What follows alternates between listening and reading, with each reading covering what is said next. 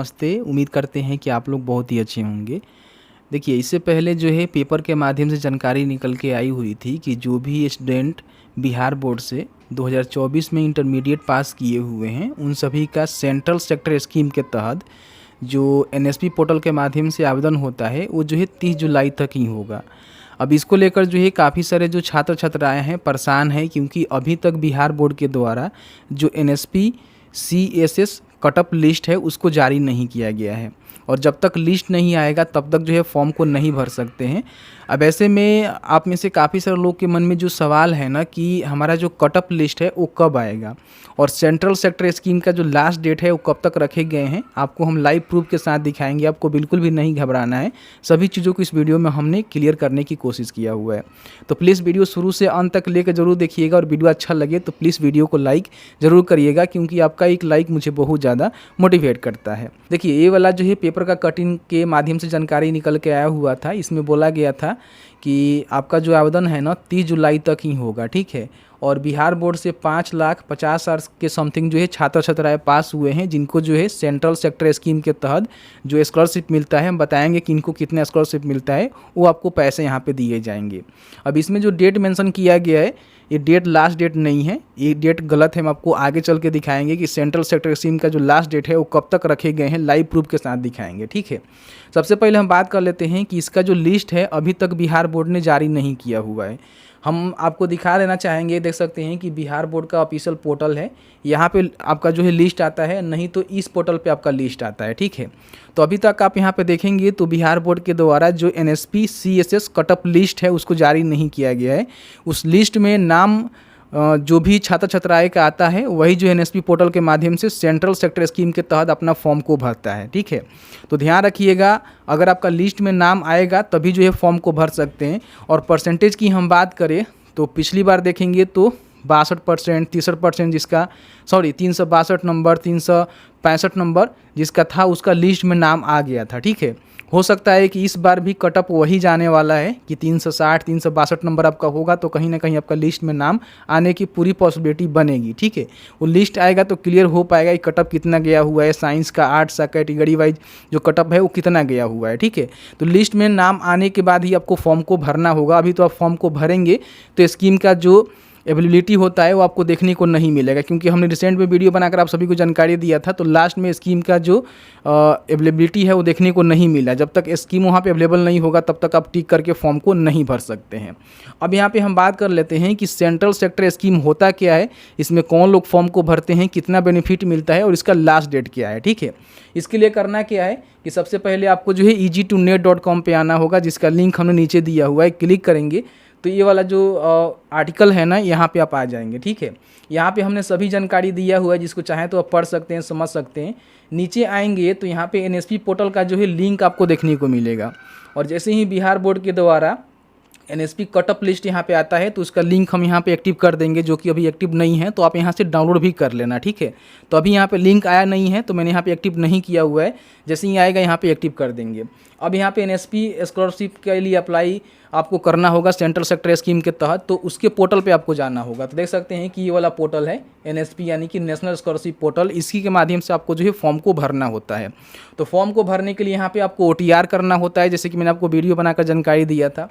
आप यहाँ पे स्टूडेंट के बटन पर क्लिक करेंगे तो देखेंगे 2024-25 के बाद से, मतलब 2024-25 के साथ साथ इसके बाद के जो भी एकेडमिक ईयर के लिए फॉर्म आपको भरना है नेशनल स्कॉलरशिप पोर्टल के माध्यम से, तो आपको जो है ओटीआर करना होगा। ओटीआर के माध्यम से ही आपका फॉर्म यहाँ पे फिलअप होगा। तो ओटीआर कैसे करना है, नए कैंडिडेट को और 2023-24 में जिन्होंने अपना रजिस्ट्रेशन किया था उनका ओटीआर कैसे जनरेट करना है, वो दोनों पे हमारा वीडियो है, वीडियो आप यहाँ पे देख लीजिएगा। उसके बाद यहाँ पे आपको जो है लॉगिन करके फॉर्म को भरना होता है, ठीक है। तो अभी तो आप फॉर्म को नहीं भर पाएंगे, क्योंकि बिहार बोर्ड के द्वारा जो कटअप लिस्ट है वो आया नहीं है। जब तक वो नहीं आएगा तब तक आप फॉर्म को नहीं भर सकते हैं, ठीक है। अब यहाँ पे हम बात कर लेते हैं कि इसका जो लास्ट डेट है वो कब तक रखे गए हैं, और उसके बाद बताएंगे कि आपको जो है किस तरह से क्या इसमें बेनिफिट मिलता है और कौन लोग फॉर्म को भरते हैं। तो इसमें करना क्या है, यहाँ पे आपको क्लिक करना है और यहाँ पे देखेंगे स्कीम ऑन एनएसपी का जो है एक बटन मिलेगा, जिस पे आपको क्लिक कर देना है, ठीक है। अब जैसे ही क्लिक करेंगे तो एनएसपी पर जो भी स्कीम चलता है, जैसे कि मान लीजिए बहुत सारे बच्चे ऐसे हैं जो अलग अलग स्कीम के लिए जो है यहाँ पे एलिजिबल होते हैं, तो यहाँ पे स्कॉलरशिप का जो पोर्टल है ना, यहाँ पे अलग अलग प्रकार के जो है स्कॉलरशिप चलता है। आप अपने डिटेल्स को डालेंगे तो उसके हिसाब से पता चल पाएगा कि आप जो है कौन से स्कॉलरशिप के लिए लायक हैं, ठीक है।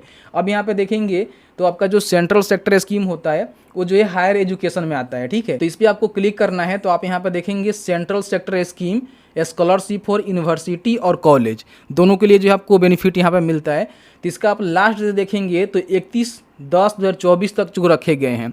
यानी कि देखिए सेंट्रल सेक्टर स्कीम के तहत केवल बिहार बोर्ड के ही नहीं बल्कि अदर भी कोई राज्य का कोई मतलब स्टूडेंट है जो कि इंटरमीडिएट पास किया हुआ अपने बोर्ड से, वो भी यहाँ पे फॉर्म को भरता है। यानी कि जितने भी अलग अलग राज्य हैं देश में, उन सभी राज्य के जो बच्चे हैं 2024 में इंटरमीडिएट पास किए हुए, उन सभी का कटअप लिस्ट उनके द्वारा, उनके बोर्ड के द्वारा जारी की जाती है और उसके बाद वो लोग आकर जो यहाँ पे फॉर्म को भरते हैं। तो इसका जो लास्ट डेट रखे गए हैं 31/10 तक रखे गए हैं।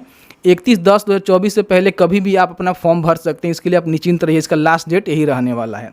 अब यहाँ पे हम बात कर लेते हैं कि इसमें आपको बेनिफिट क्या मिलता है। तो इस पर आप क्लिक करेंगे तो आपके सामने इनका जो गाइडलाइन है इस तरह से यहाँ पे जारी हो जाएगा, जिसमें देखेंगे तो इन्होंने जो है सभी जानकारी आपको दिया हुआ है कि देख सकते हैं कि किस तरह से स्कॉलरशिप का बेनिफिट मिलता है, उम्र क्या रहनी चाहिए, सभी जानकारी यहाँ पे दिया गया है, ठीक है।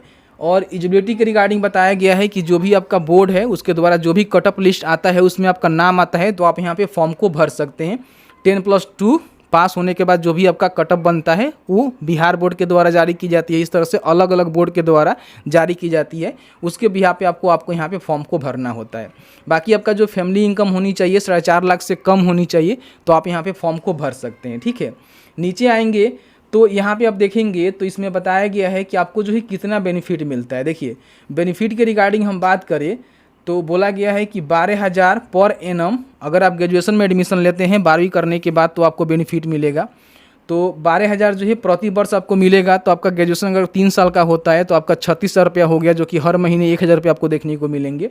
बाकी यहाँ पे कोई मान लीजिए पोस्ट ग्रेजुएशन करता है तो उसको 20,000 रुपया जो है पर एनम यहाँ पे देखने को मिलेगा, यानी कि उसको 40,000 रुपया मिलेगा। 2 साल का आपका यहाँ पे पीजी होता है तो पीजी के लिए आपको देखेंगे तो यहाँ पे 40,000 मिलेगा, ठीक है।